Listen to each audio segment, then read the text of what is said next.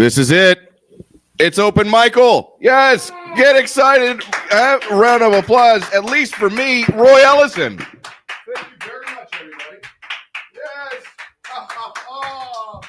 Yes, Open Michael has begun. Did you notice the synchronicity there when I got on stage? And no, is that? Oh, you were just laughing out of nowhere. That's nice. That's Nicole, everybody. Give her a round of applause. Yeah.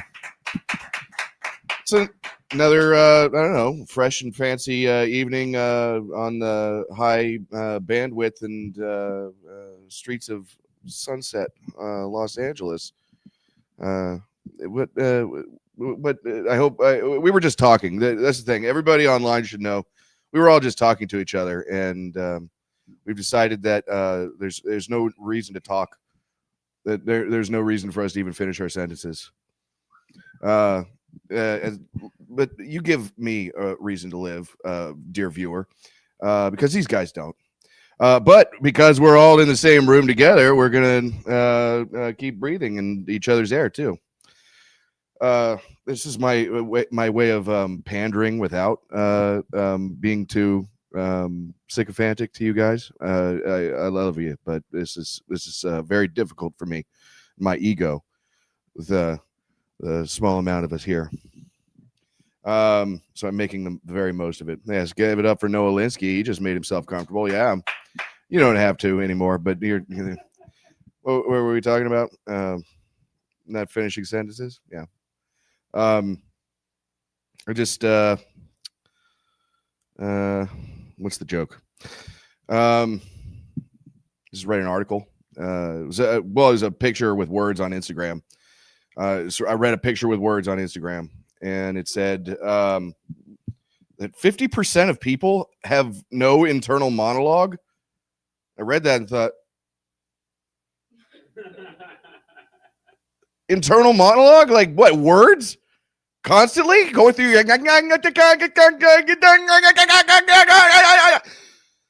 can only imagine what that's like.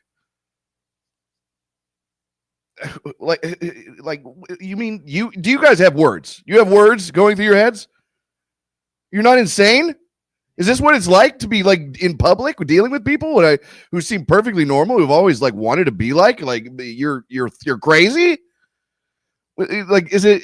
Look, at a certain point, I just have to be like, that's not me. That's just the words.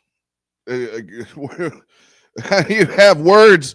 It would suck if my internal monologue was smarter than me. Say something funny, be like, oh, wish I thought of that. It's not that I think I'm that stupid. Yeah, good. Yeah, it's not that I think I'm that stupid, because I don't think, apparently. It's insulting. Just words and talking and life and breathing and thoughts and memories. It's like the life's haunting. Just being alive. Trying to get over my ex. Well, we broke up 10 years ago. Think of her everywhere. She's got, we see long nails, right? She liked long nails. Look in the mirror. She liked me. I'm looking at Abdul. She had short hair. She looked like Abdul. She looked like that guy. I loved her. They say taste is the sense least tied to memory. It makes sense because like I don't remember what anything tastes like. I just remember that I liked it. My favorite food is my mother's meatloaf. Ask me what it tastes like. Salt, mother love. What was it? I know. I didn't like it either. I wasn't confident in it either. Well, this is fun for me. We can keep it going a little longer because it's really just us, isn't it? Would you guys begrudge me a couple more minutes? Yeah. Oh, can you sense it? Is there a halo on my head right now? Oh, what do you think? That's interesting. Oh, now it's about. You smell weed? Is it? Am I like? I knew something was wrong. I'm high, aren't I? This is what high is. No. Seriously, who's getting high?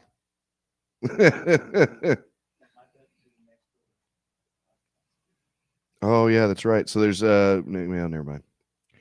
It is weird how comfortable we are with weed, right? Just being now in any given room, it's like the 60s again. But we've been doing that. We've been preparing ourselves. We casually get catnip for our cats. Like even sweet old ladies would be getting their cats high as hell. It's essentially a drug, but the cats, they are affected. They have their personalities change. You know that they are like on drugs, and oh, give him some catnip. Put it in a little child's hand. Like cats doing drugs out of children's hands. Something about that. We're hurting our families and animals with drugs. And let me tell a story. This is the story of the biggest crowd I ever performed in front of. It's not a flex because it's terrible. It ended terribly. It was when I met this young paraplegic man named Cody LaScala. Cody, I'm gonna walk around the stage because Cody can't. He had some paralysis or some what was it called? Cerebral palsy, and he was a guy who he could get anything he wanted. He was totally spoiled. I met him at the Improv open mic, and he was doing his act with a helper. The helper was the guy who would just completely die to self, ego death, and stand there with Cody while Cody said what he wanted. Being in a wheelchair is difficult. I have to roll out of bed in the morning, something, whatever the Cody jokes were. So this guy and Cody got in an argument after the open mic. And look, at this time, I had just started living for the Lord. I, had prayed in Jesus' name, and I started sweating and shaking, and all the like sweat came out the back of my arms, and it was like all the hate, all the anger of my life. And I said, what am I going to talk about on stage now? So at this stage, I was redoing my entire act. I just needed to have a fresh perspective and a fresh heart. And I saw Cody, and I said, that's my opportunity to be working for the Lord in some capacity, to humble myself and to help others, and to I think this is your plan for my life, God. Thank you. Then I see Cody, he's talking to this guy, and they're having a fight, and he goes, oh really, me? You think I'm a hack? My mother, you take her out of this. Why are you even, Cody, what's wrong with you? I thought we were friends. Oh damn. The fight broke up. He walked away, and I'm talking to Cody, thinking like, maybe I can affect this affected man's life. Maybe I can be the change I want to see. Whatever, living for the Lord. We get to know each other briefly, and he's like, "Come on," and it's very difficult. You want to understand, but I made an effort, and I did. I started to understand him a little bit. It was kind of like, I don't know. When he's it was like, what was it, Flipper, or where he could understand, like, no, Avatar. You spend enough time with them, you learn their language. And we ended up hanging out at his apartment for 3 days in San, wherever. And I'd come back there and learn his act and get to know him. And he's got an assistant who helps him smoke weed, and he's like, all over the house. I was like, I can't help you with that, Cody. Oh, girl. He's a sour mouthed man, but sweet boy. I don't know. He and I learned his act, and it was an exercise in being, and like, look, just here for Cody. I'm Not me. Just don't look at me. Look at the man in the wheelchair. We hadn't rehearsed it at all. And he says, I got tickets to Carlos Mencia. I've been talking to him on text message. And I guess he had some connection with Carlos Mencia because Carlos was, maybe feeling guilty for all the derp and stuff, all, for years. And he got us in. So we took a field trip to Commerce Casino, and we're in his special van. And, I'm looking out the window like, oh, this is going to be fun. The kind with a forklift and all, and his driver, his helper, and get in there, front row seats, because awesome. He got us into the green room. That's the thing. He can have anything he wants. If you have a wheelchair, you can do it. He just plowed through into the green room. There's a big bald Mexican guy. He's like, oh, yeah. I said, would you excuse us? We have a meeting with Carlos. Some executive, some sloppy looking executive. See Carlos, and he's, just classic Carlos Mencia, like bright eyes, and looks like he's about to jump anywhere. And he sees Cody, and he's, he was genuinely surprised. He had no idea that he was even that this was gonna happen, even though he was in communication with him apparently. And and he's looking at me like, you're my only lifeline, because I don't even understand. Like, so we get, I translate, tell him, can you get us up? It worked out. Carlos does an hour. He goes over his time, like I'm doing. He goes over his time. 600 people in the audience. Huge, like for me at the time, 2 years into my career. I'm like, thank you, Jesus. I can tell this is your plan for my life, and I'm so ready to get to it. That's my attitude on most anything these days since then. Standing up there, he brought us up, Cody LaScala and his boy, or whatever I am, and he rolls up.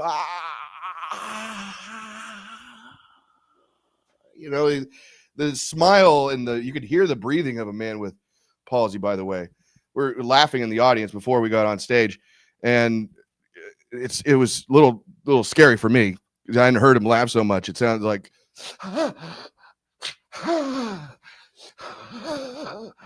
I'm looking at his helper like, is everything okay? Is he gonna be okay? Okay, this is normal. This is laughing. Good. Okay. Dirt. And we're on stage. We've begun the act. Being handicapped is difficult. We have to roll out of bed. My mom thinks I'm calling her name, but I just was yawning. I don't know, some other Cody jokes. And about 2.5 minutes in, I forgot everything. I didn't know it. I never knew the things that were his act. Really, I started blanking, and I couldn't read his lips. Say, oh. What?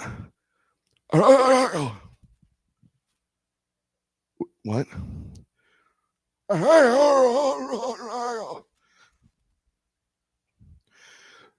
I don't know this man. I just met him. We've known him for 3 days. We're just working his act out. He's a friend. It just the crushing, awkward silences. It was utterly morally defeating, the moment of bombation in front of this crowd next to Cody. I'm shattering his dreams and his everything all at once, and I never had him. I never had one. It was a valuable learning experience. I learned I don't know, something about getting your act together. I don't even know but it was a valuable learning experience.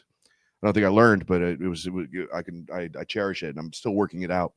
Afterward, we're talking to Carlos and having good, dialogue, even though there was a bomb there in the middle of a show, and it was weird. And Cody is seething like he can't even make eye contact with me.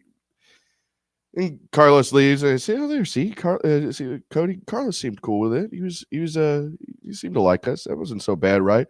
He said in clearest English you could ever hear, "You're fired." Thank you. That's the Cody LaScala story. Yeah, and it's still developing. He's going to do great things. All right, that's fun. That was a good story for me. I guess I was it. You look like that was terrible for you. That's something I would say maybe if I were not celibate. Wait, was that awkward? Was that a terrible story? Because I lived it. Imagine if it were me.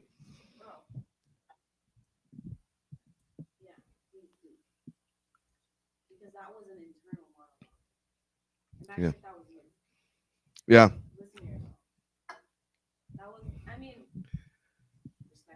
You mean like is this because Cody's paralyzed that is not? Oh, yeah. Thanks. I think it was pretty good. Oh, now I'm doubting. I was like, wait, it was just your eyes. Doesn't matter. Yeah. Where else? I wonder. Can't imagine. Like a nice place or a bad place or a outer space.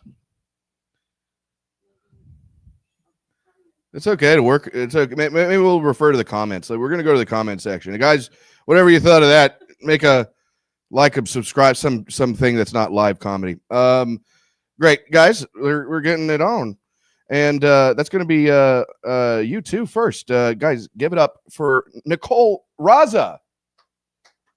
Is it Rosa? Yes, give it up for her. Yes. Yes. Okay. This will be good. You know what? You know we offer tapes and stuff.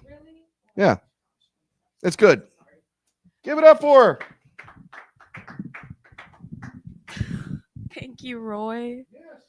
That was amazing. Give it up for Roy.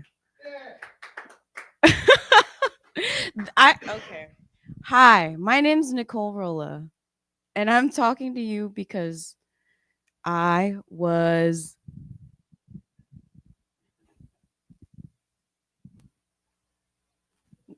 neglected at another open mic. This one actually, someone yelled out raped.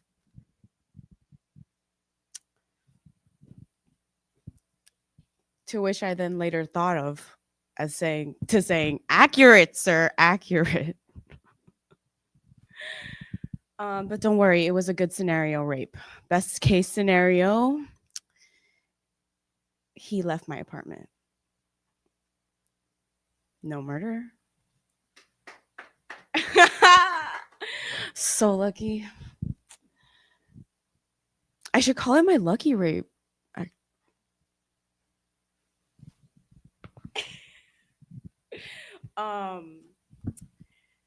I was first generation, firstborn daughter to Filipino immigrants, right?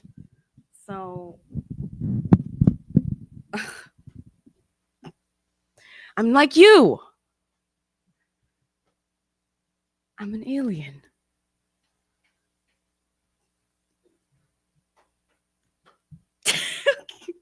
Healing ancestral emotional trauma.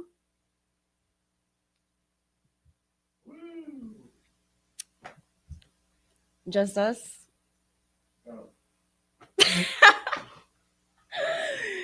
You gotta try it.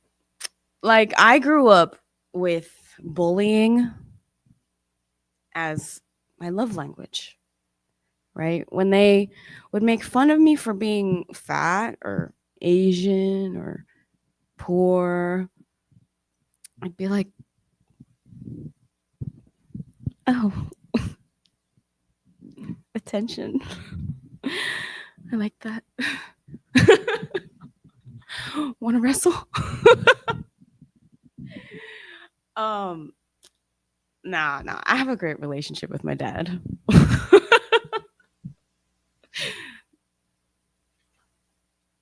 now. He's dead.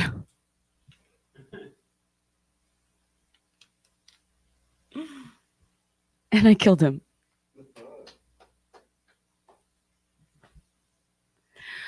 No, I fulfilled his soul contract, you know, like on his deathbed, right? When he was pulling down the respirator to tell me, you know, what would be his last thought.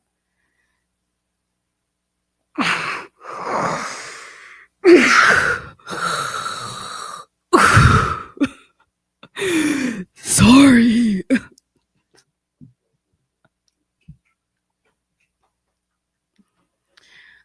I forgave him. You know, I forgave him.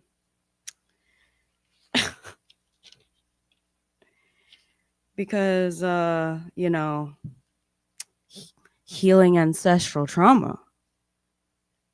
Right? We got to just pause the colonized mind. Right?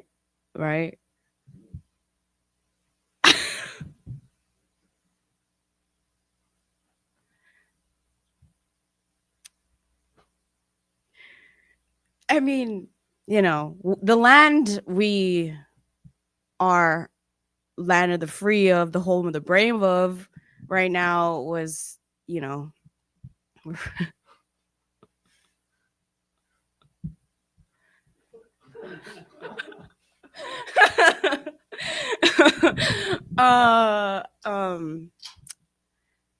you know, taken without any soft entry. You know, so yeah, my comedy is heavy and dark, but I'm listening to it again and again and finding ways to make it funny for everyone. And this is an amazing open mic. So give it up for yourselves. My name is Nicole. Thank you so much. Yes. Is it Rolla or Rosa? It's Rolla. That's so interesting. The way you pronounce it with an L when it's either a Z or a. She's stage drunk. She's still feeling the ecstasy of this. What this is. I right there with you. You know, it's always improving, isn't it? It's very difficult what we do when there's only a few of us. Potentially difficult. And but when you were doing this, you know, like the word that you chose, what was it? That was forcefully. I thought I was about to yell raped. I thought you were just rape. I was the one who yelled rape before. I thought this was raping or taking away the virginity of this sensational. No, it's better when she does it. All right, guys. Yeah. Why don't you start plotting for the next comic? It's good. Here he comes. It's Noah Linsky. Give it up for him. I like the "and so I killed him" lie as like a thing to just like end your story on. Because sort of I feel like the theme of today is we're doing stories that we haven't planned in advance what we're gonna say. I'm going to kill everyone in this story. In the actual events, I didn't kill anyone. But about a month ago, I woke up in the middle of the night with the worst headache I've ever had in my life. I was vomiting all over the place. I vomited so forcefully that I gave myself 2 black eyes. And then when all that was done, I fell back asleep for like an hour or 2, woke up in the morning, feeling really bad, called my dad, was like, this is what I'm dealing with. He says, that sounds like strep throat. So drove myself to the urgent care to get a strep test. They're like, hey, we don't think that's strep throat. We're going to send you over to the main hospital, which was in the same complex, get a CAT scan. I get a CAT scan. They tell me, hey, we found some irregularities in your brain, which like makes sense for people who know me. that there would be, but I was concerned. So basically, I had a 3-millimeter aneurysm in my brain, which is bad. You're not supposed to have one of those. Yeah, it's actually not recommended medically. So I had to, and so then they want to figure out if it's ruptured. It's a blood vessel has swollen in my brain, and if it's ruptured, it's potentially life-threatening. And if it's not ruptured, then I can go home. And so they're sticking this needle into my spine over and over again to try to get out some of my spinal fluid. And they just can't get it. They take like 4 tries trying to get this needle into my spine. And my spine is like, no, I'm so tough. And I can't help but be a little proud of my spine for like turning away all those needles, being like, not today, doctor, get out of here. But eventually, after several, and then they're like, oh, we're going to have this other doctor come in and he'll be able to get out your spinal fluid. And so, and by the way, I'm not like a needles guy. Like a needle in my arm, I don't like. So like a needle inserted into my spine, I really had to psych myself up to have this needle inserted into my spine and then to have it not work 4 times. And then after that, they're like, hey, there's another guy who's coming in a couple of hours and we're pretty sure he's going to be able to get this needle in your spine. And I was like, I think I'm going to go home and maybe wake up tomorrow. Because I spent like 12 hours at this hospital, or more than 12 hours at this hospital. I was really there for a very long time. And they wouldn't let me eat because I think they were thinking I might have to go to surgery. But fortunately, I just went home. And unless this is all an elaborate hallucination, did not die. Here I am telling this story at an open mic. The first open mic I went to after this was like 3 days later. It was the first thing. No. Actually, there was the first thing that I did. Like the next day, I tried to walk to the grocery store. And by the way, I have been a marathon runner, had been, 2 days before this, able to run a half a marathon. 2 days after this, I tried to walk to the grocery store. I got lightheaded, halfway through a walk that's maybe a quarter of a mile or something, and had to sit down on the curb outside of an elementary school. And I had the security guard looking at me and very obviously concerned that I was being weird outside of an elementary school. And I'm like, no, you're being weird, security guard. I'm fine. You're the problem. And then I killed him. Yeah. That's a callback. Yeah.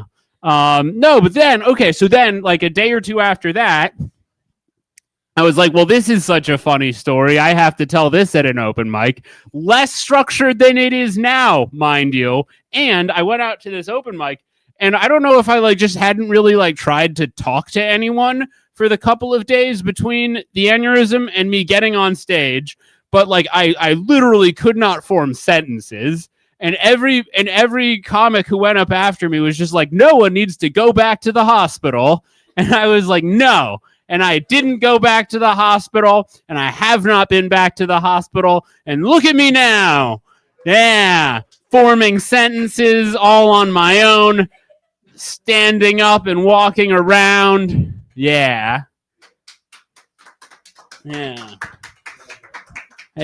glad I'm alive. Yeah. And let me knock on some wood when I say something like that. Oh, I found out why. It's because I drink an unhealthy amount of energy drinks and I'm always stressed, which who knew was a bad combination for being healthy and having things go well for you. But I reckon I'm doing okay now. I think. I don't know. It's how do you know? How do you know how you're doing? How do you know how the things that are happening in your brain are connecting to your surrounding environment? Because it is entirely possible. It is entirely possible that I'm completely off base about how I perceive things as being going for me. I don't know. What did I have? I had, good.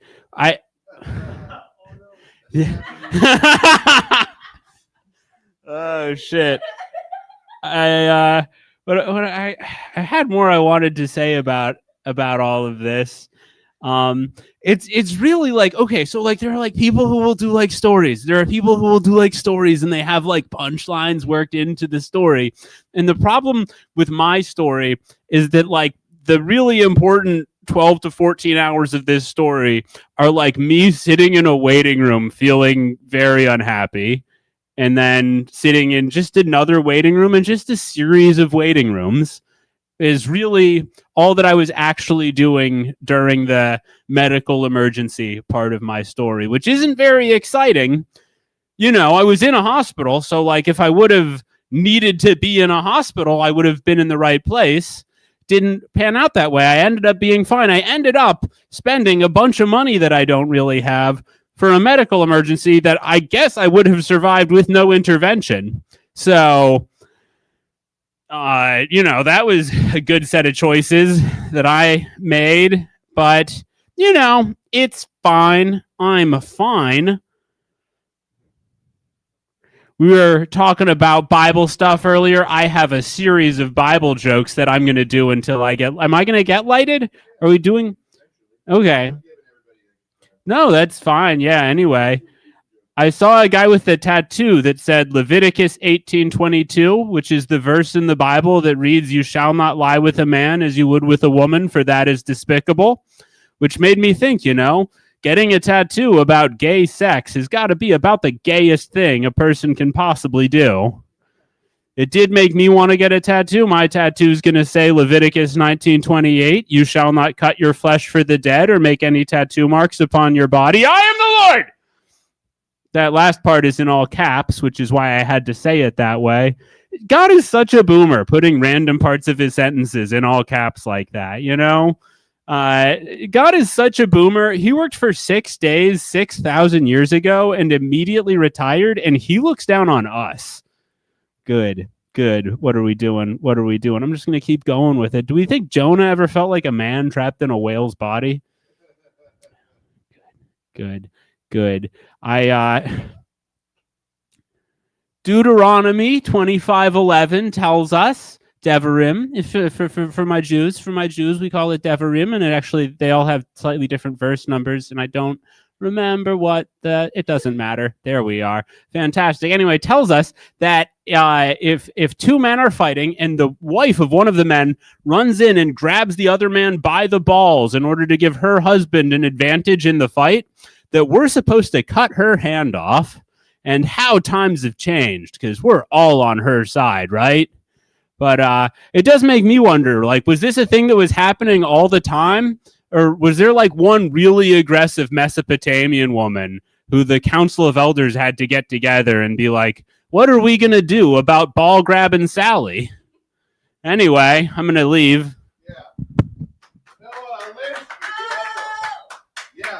Hold on, that's in the actual. Look, I don't think that's in the Bible. That's in the Jewish Bible, maybe. What is that? That? That is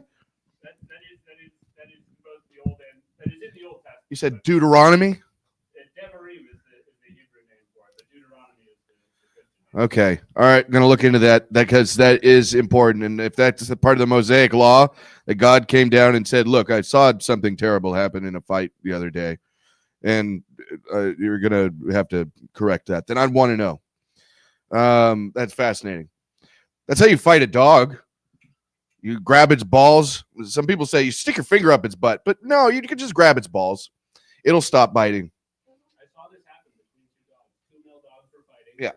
And the mate of one of the dogs grabbed the other dog with her teeth by his balls. Yeah. That stopped him. Real good. So if dogs can do it, then it shouldn't be possible for people shouldn't be allowed to do it either. I'm one of those Christians who doesn't think so.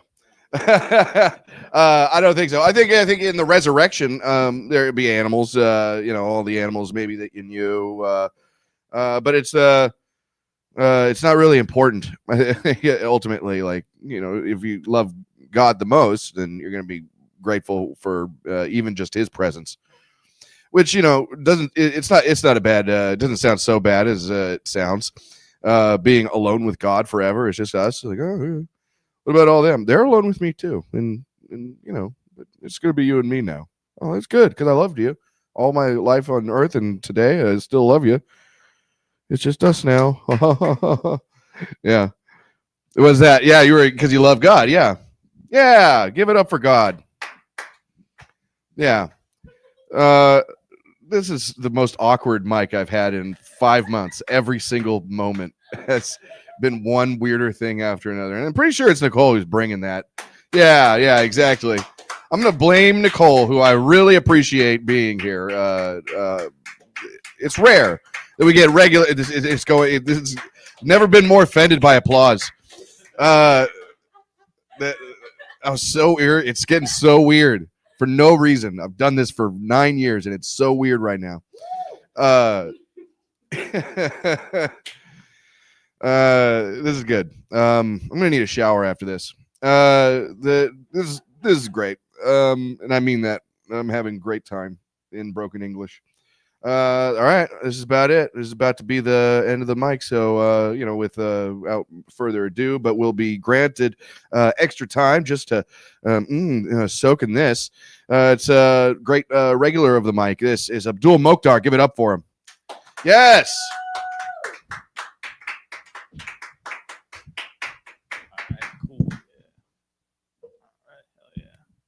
Hell yeah, hell yeah, hell yeah, hell yeah, hell yeah, hell yeah, hell yeah, hell yeah, hell yeah.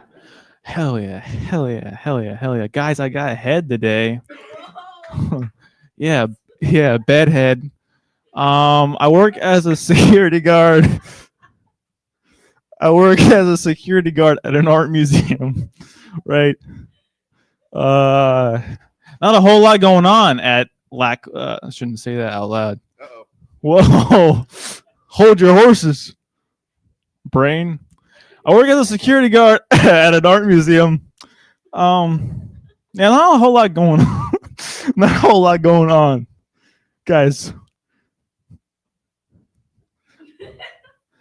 Not a whole lot going on there. Shout out to Louvre. Whole lot going on there. You know, what's going on at the Louvre? Why don't they have any security? Why don't they have any cameras? It's the oldest museum on the globe. No one thought maybe we should close that window. Maybe we should hire people to stand there. So anyway, it was cool. A lot of people romanticized that being a heist all of a sudden on TikTok. I was like, oh, heists are so back. And then you start picking up speed everywhere, all over the country. And everyone's like, yeah, hell yeah, heists are in. That's cool. I like Ocean's 11.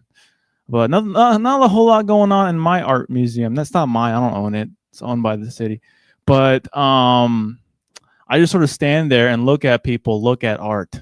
That's what I do. That's what I get paid to do, paid to protect the artwork on paper. But I'm just looking at people, strangers, families, look at art. It's low-key kind of creepy. It's very intrusive. So I try not to do that. I just sort of look at other places, you know. And if they get too close to the artwork, I'm supposed to annihilate them with my tone. Yeah. By the way, that's my bar for comedy right now. It's that.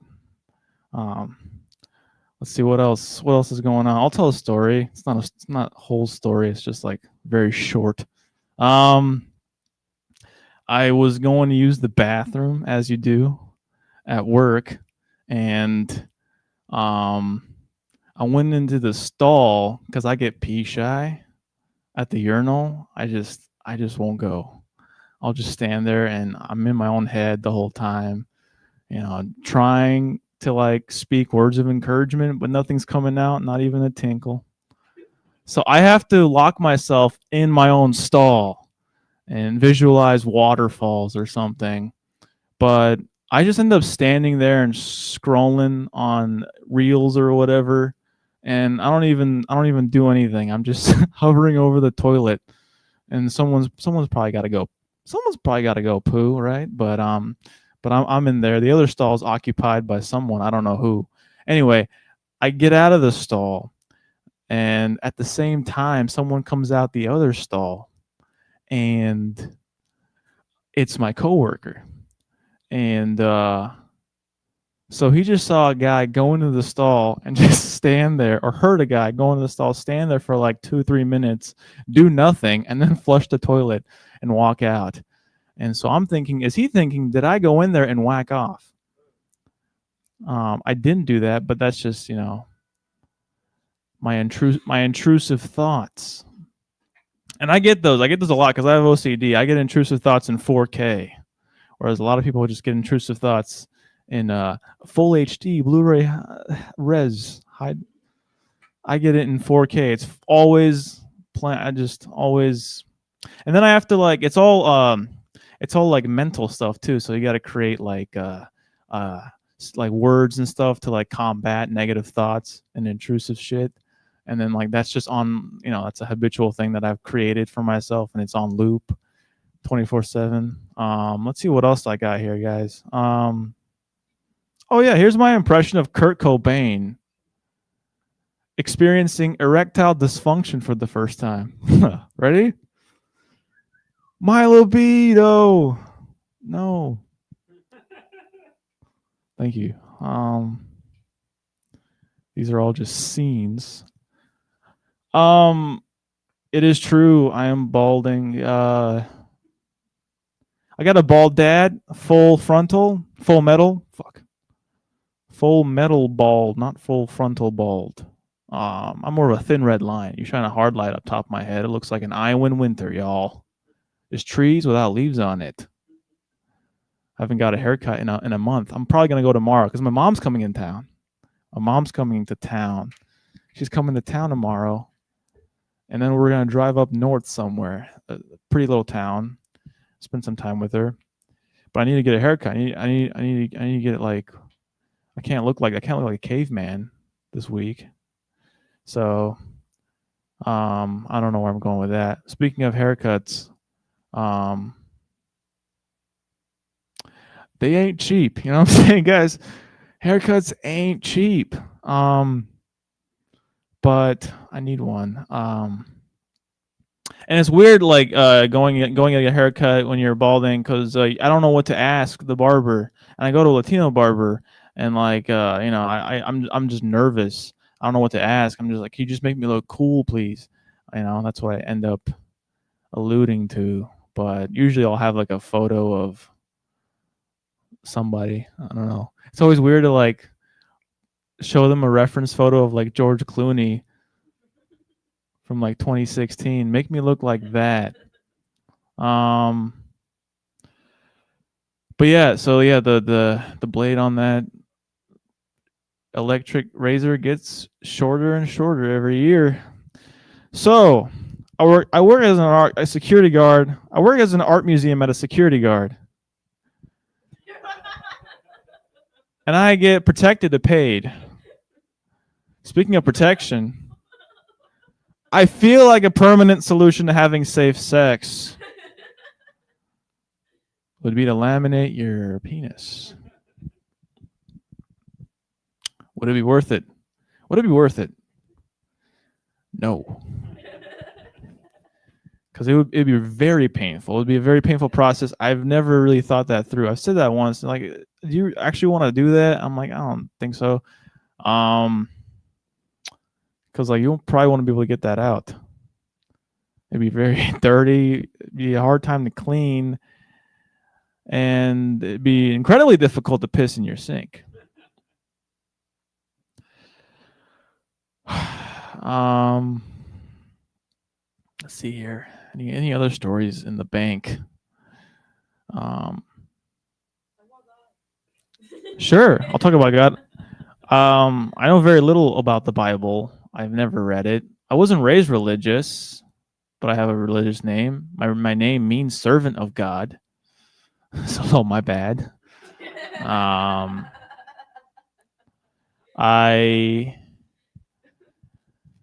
haven't read the Bible, but I feel like dyslexic Christians, they pray to dog, right? Right? God's cool. God's awesome. God. Oh my God. Oh my God. Oh my God. What's that song? Is that Tayo Cruz? Oh my God. I did it. I did it again, so I'm gonna let the beat drop. Who is that? Is that Tayo Cruz? No. Who is that? Who is that? Who the fuck? Add it again. Is it the rest? Beat drop. Is that the Black Eyed Peas? No. Is it? It is. Will I Am. We got there. Will I Am is God.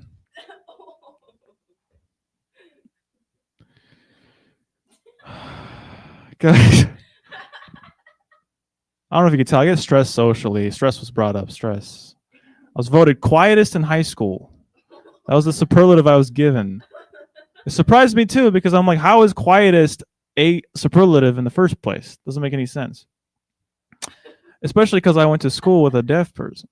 But I'm the quietest. I remain quiet and humble. For my God. All right, I'm gonna get out of here. Thank you, Roy. Where'd Roy go? I didn't even get the like. That's how much this. That's how much this set went shit.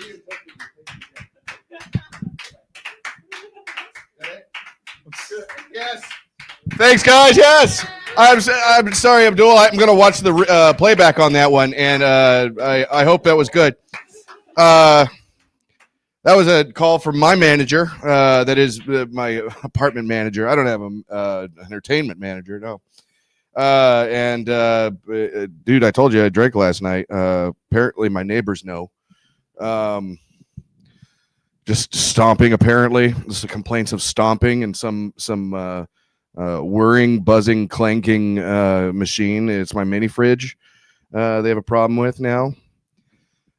So I missed you. I missed your bit. It sounded like a roaring success, like you were the headliner, and that we all like.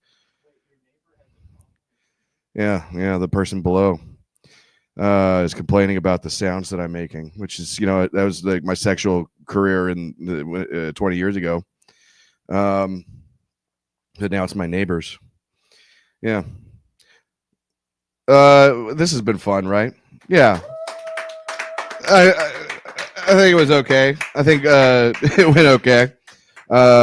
Ended with a complaint. It was obviously Big Bang. Thank you for cheering when I came into the. I heard that cheering. I said, yes, this is going to get him off.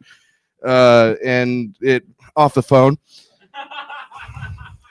Now my manager will respect me if I like. It sounded like a big room. Okay, guys. Well, so far it's been a lot of fun. Maybe we've got another guest coming in, but no, that's okay.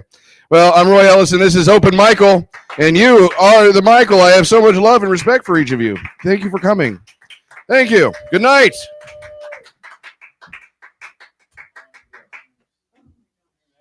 That was so fun. I actually do really appreciate just like a weird